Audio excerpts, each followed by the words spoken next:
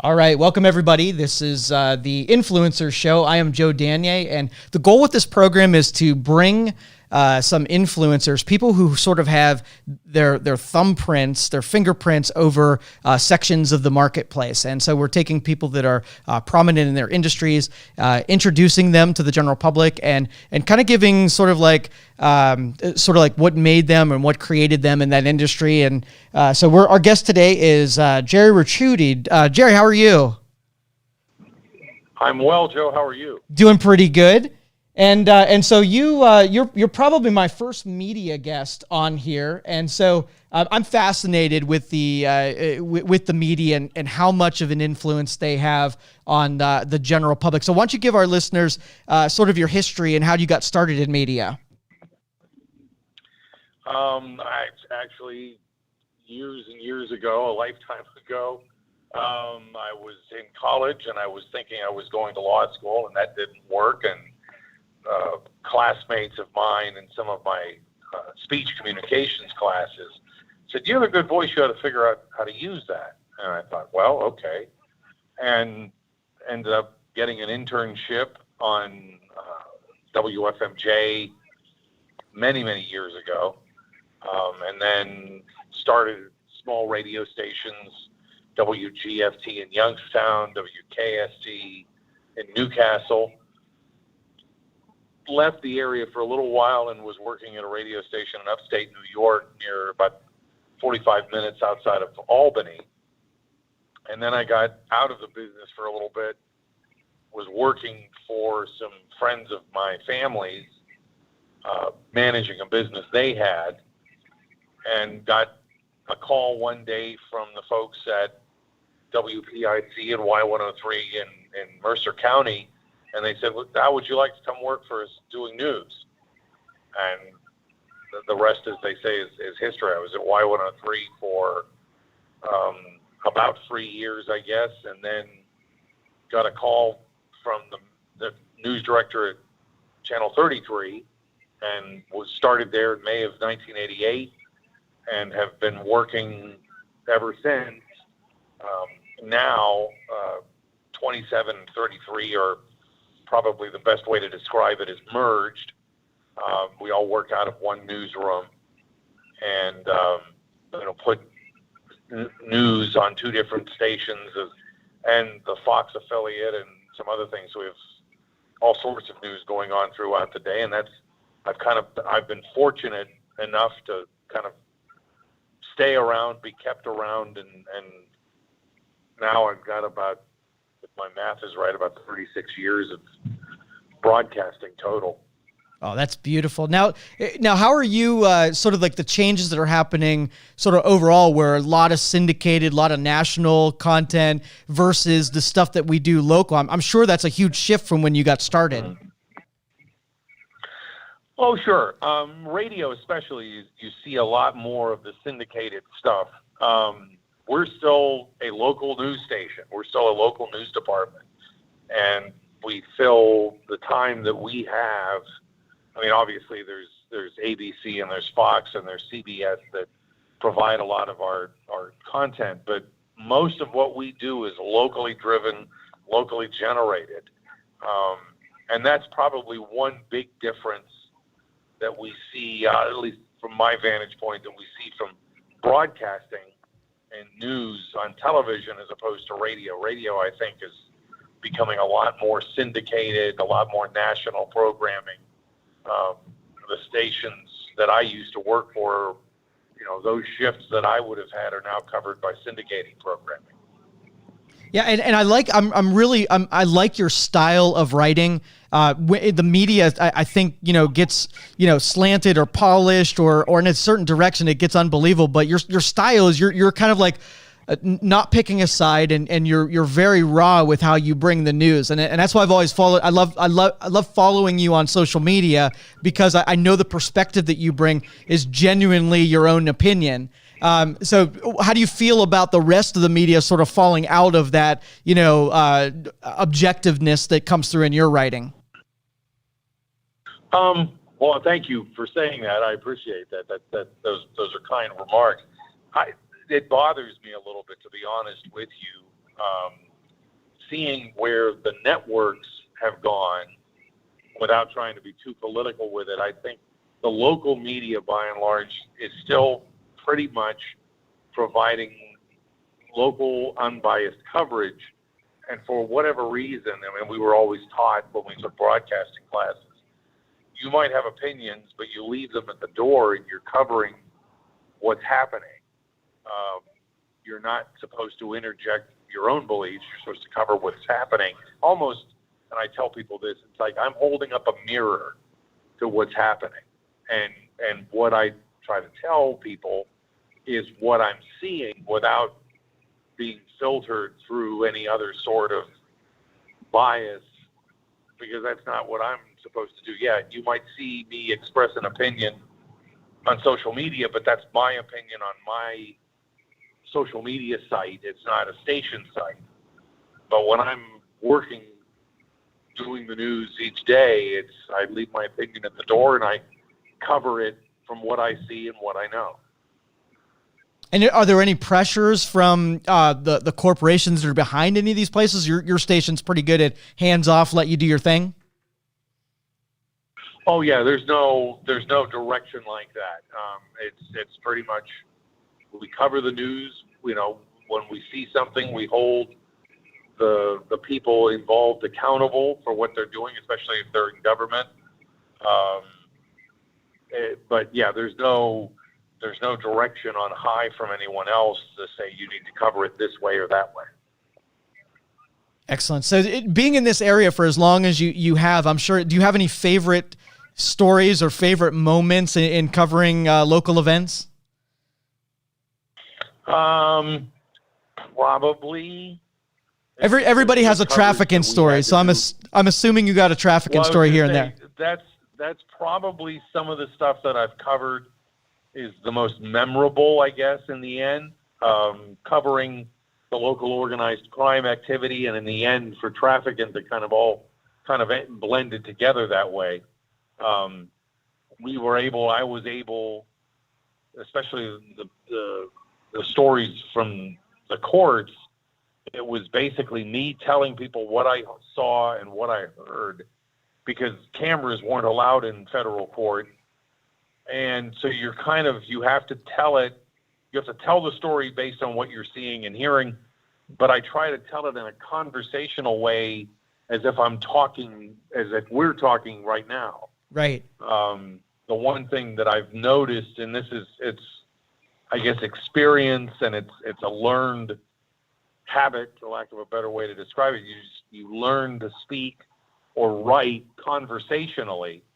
And when I was in college, my English teachers and professors never really liked the way I wrote, because I didn't write in perfect literature.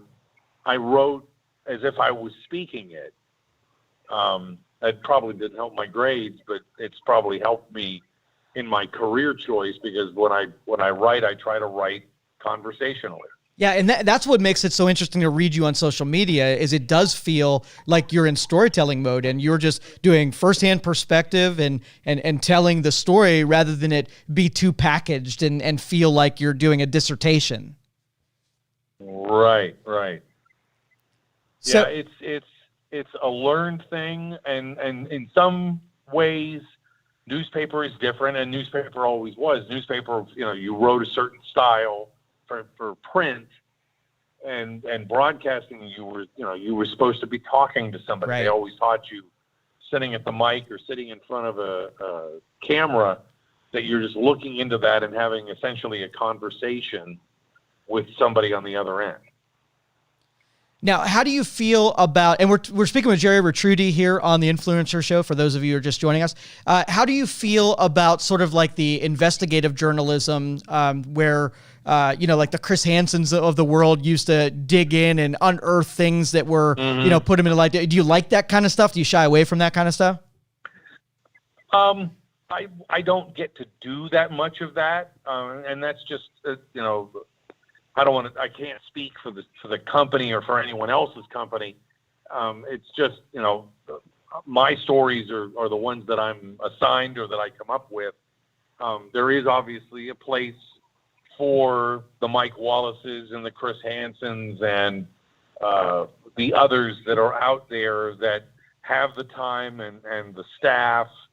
I mean, obviously, those reporters do work on their own. It's not that they don't, but they also have staffs and producers and the time to, piece together a project. I've been asked to be part of a couple of documentaries that have been produced for some of the TV networks, Oxygen, and some of the others. I was asked to do something, during Jim Trafficant's period.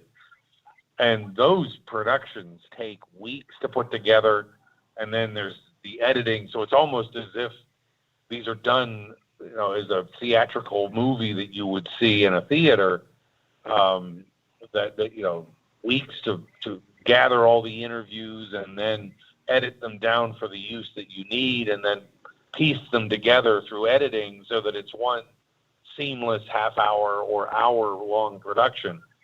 I'm given stories that I have to kind of piece together in a minute and a half, minute 45. For the stories where you hear my voice, much shorter than that for the stories that the anchors read. So it's a different style, and I really like what I do. But if tomorrow I were assigned to do something else, then I would do that too. Yeah, so I've seen some of these reporters where they're thrown on assignment, they do their recording, they write out everything, they do their interviews, they edit it, and then they have 45 minutes to put it together before it airs. It's crazy, the timeline. Oh yeah. Well, and that's if you're in some stations, you have one story, but you do multiple appearances on that station's newscast, where I'm out doing multiple stories on different subjects during the course of a day and writing up, 4, 5, 6 stories that go on the air, and just as the others that I work with are doing.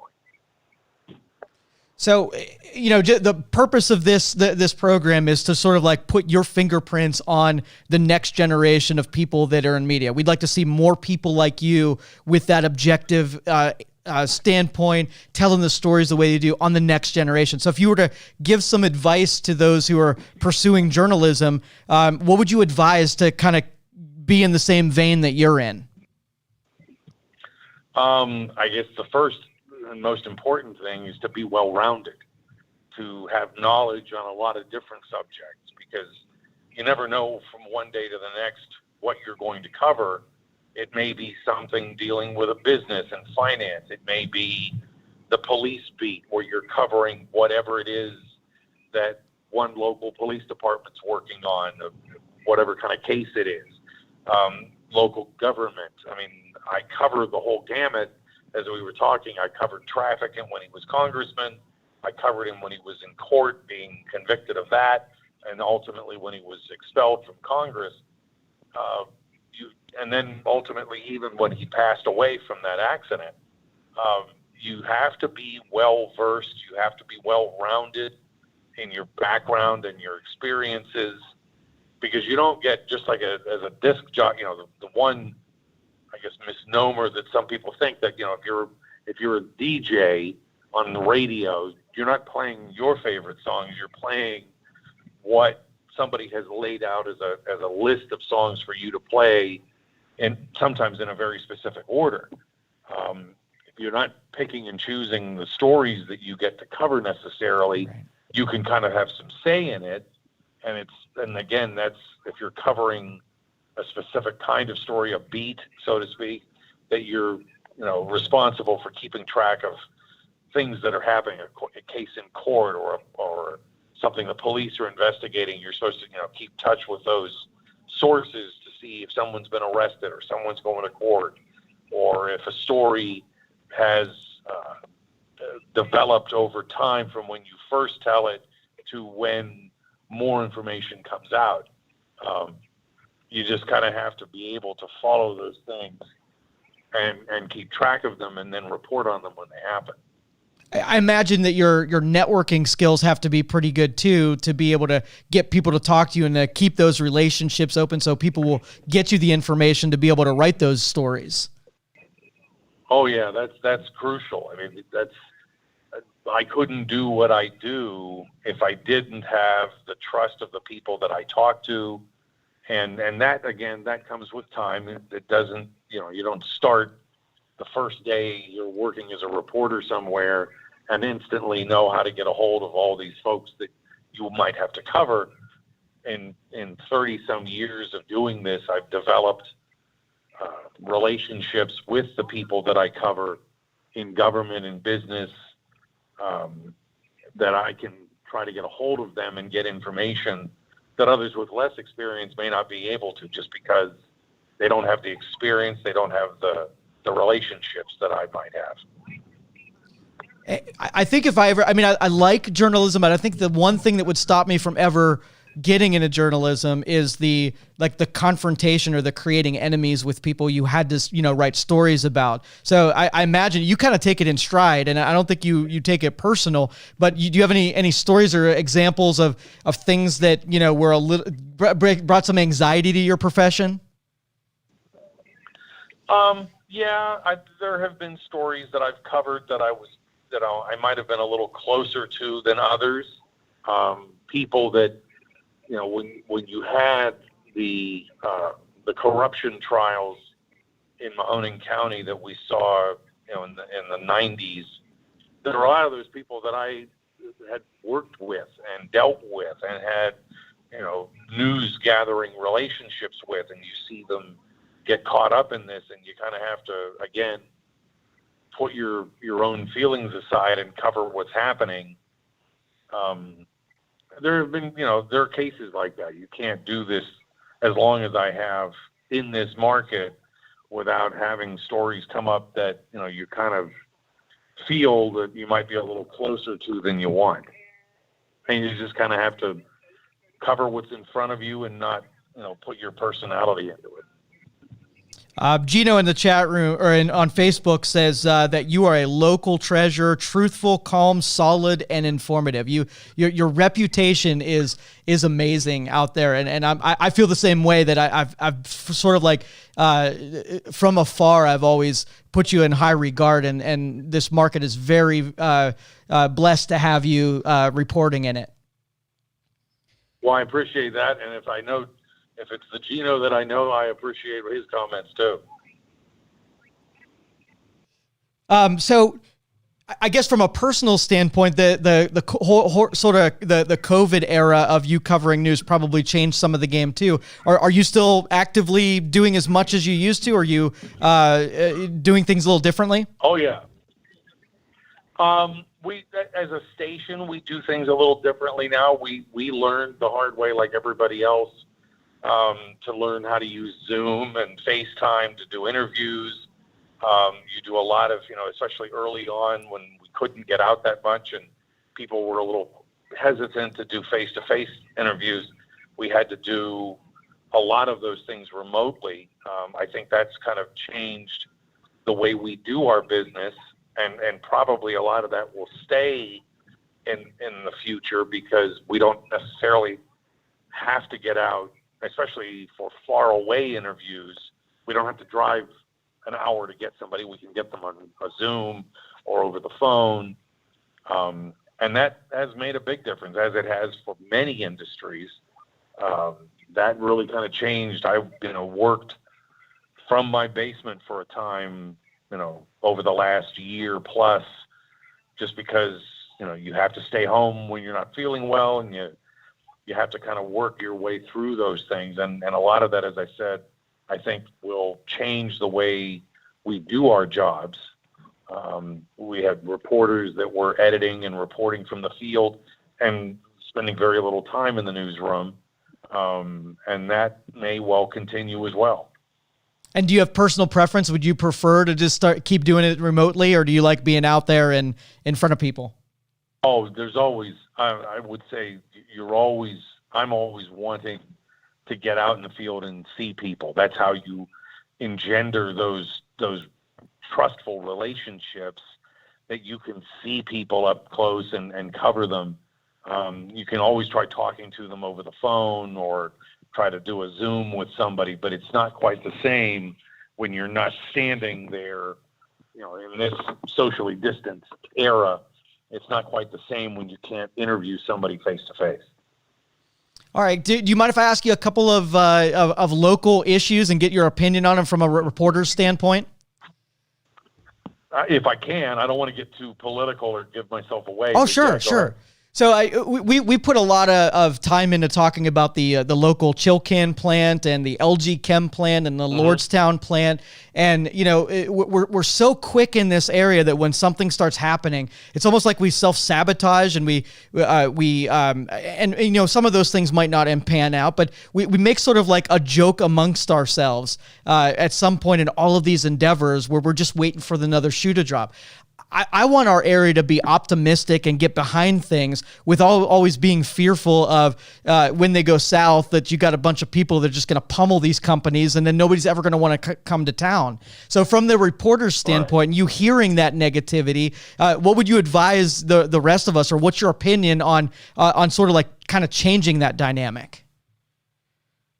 Well, I think there's part of what you say is true, that we become, after so many years, and this kind of happened with some of the other projects like the Chilcan, where even some of us begin to compare that to the CAC blimp factory and the Ronenberg brewery, and the talk during Pat Ungaro's term as mayor of a salt mining facility and the Avanti, and you start wondering, are people looking for a silver bullet to fix all of our problems in one fell swoop?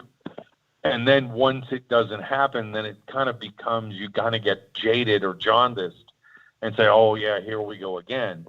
I guess we just have to let things play out, and we have to be patient, which, at a time years ago when the steel mills all closed and you had so many people out of work and they're all looking for that silver bullet to get back to work, it doesn't happen that fast. And as we saw played out with General Motors, for example, decisions are made far removed from this area, and you just kind of have to work and piece together and try to attract the LG Chems of the world back in here, or the TJ Maxx home goods warehouses, and you have to kind of adjust to what you can do and what you can attract here. We've discovered over the years, as this area's location for years was, it all focused on being near a river, whether it was the Mahoning or the Shenango, where you built steel mills because it was where you could get your supplies in and shipped out.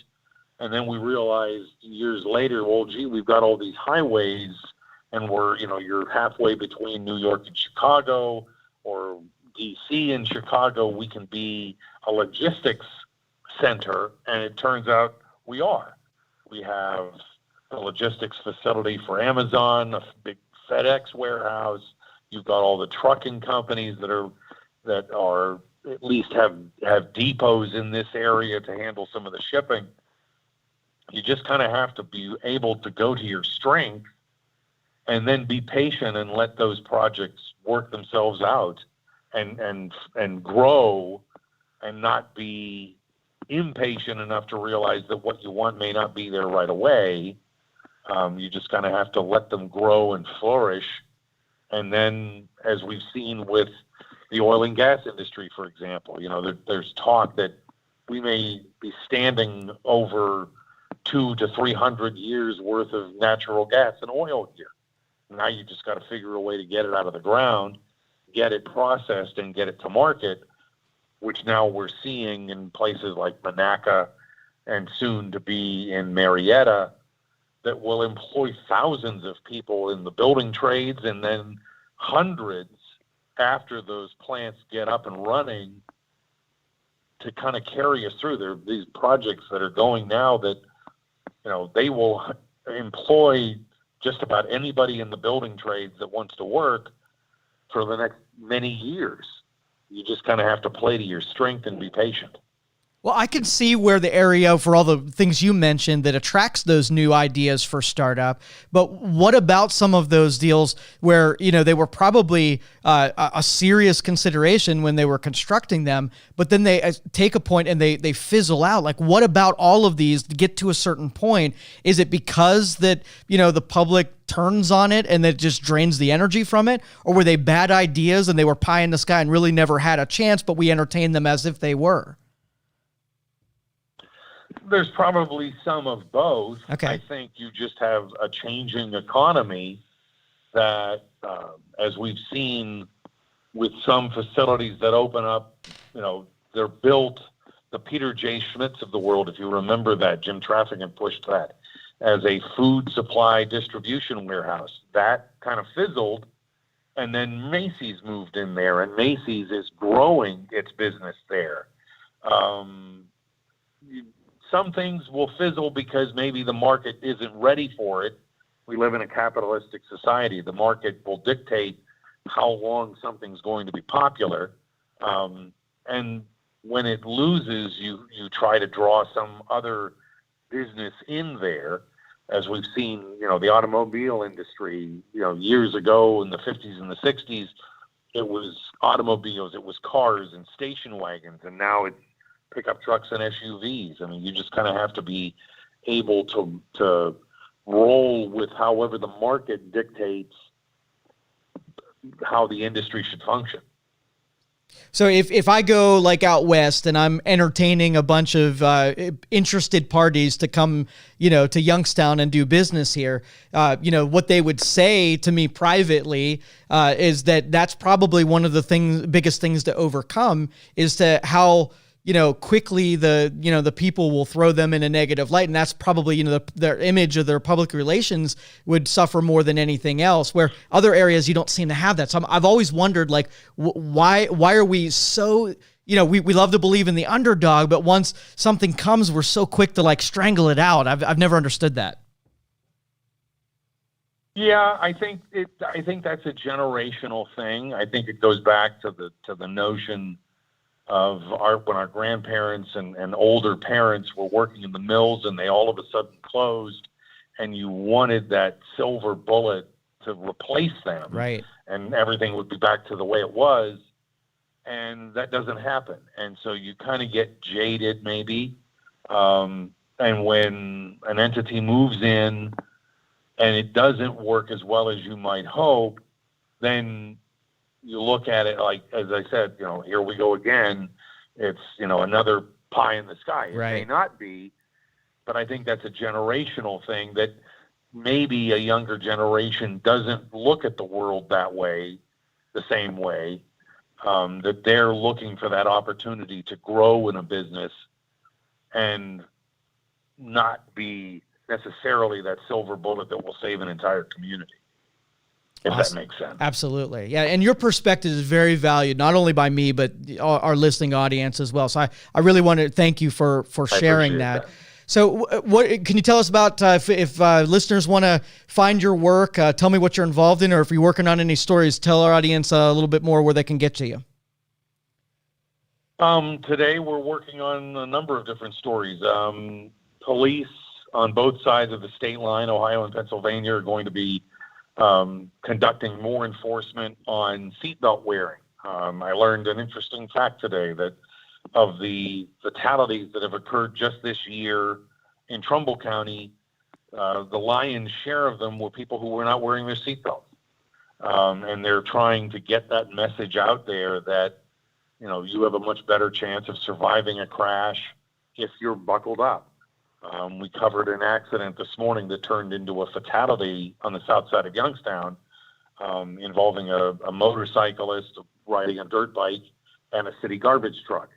We're over in western Pennsylvania covering the little herd of goats that have been eating the weeds, the poison ivy along the Shenango River in downtown Sharon. Interesting. To kind of clean that area out.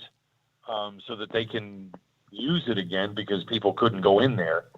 So every day is something different. Every day is a a number of different stories that aren't necessarily related to each other. And we get them all on the air. People that can't necessarily watch our broadcasts can find them on our websites and kind of follow them from that perspective as well. Okay. And what stations is your stuff on? Go ahead. Channel 27, WKBN, Channel 33, WYTV, the Fox affiliate in Youngstown, WFYX, and then all of their respective websites. Beautiful. Gerry, thank you so much for coming on. I really appreciate it. We learned a bunch from you.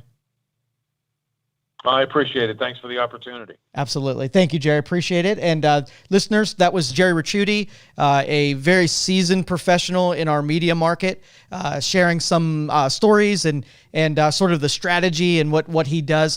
The purpose of this show is to do a little bit of inspiring, bringing some of those perspectives on the program. So if you're aspiring, that you're on that track, that you can kind of get some insight from someone who's a practitioner in that industry, and as well as the rest of us, that we get to sort of step back and take somebody who does something as well as Gerry does in his field, and we could just feel good that there are people of that caliber that choose to do business in our market, and we're very proud to be here, and we're proud of them for doing what they do. So make sure you join us next time. We're going to be talking with Nicole Fon from Junior Achievement, and we're going to be talking about sort of her influences with the programs for Junior Achievement on academics and business in general. So thanks for joining us. I appreciate it. Join us next time. This is My Influencer Show. Thank you for listening to this show on Youngstown Studio. If you like our programming, we invite you to subscribe to our YouTube channel, follow our Facebook page, or subscribe to your favorite podcast platform like iTunes or Spotify. This is original Youngstown content, and we would appreciate you sharing the video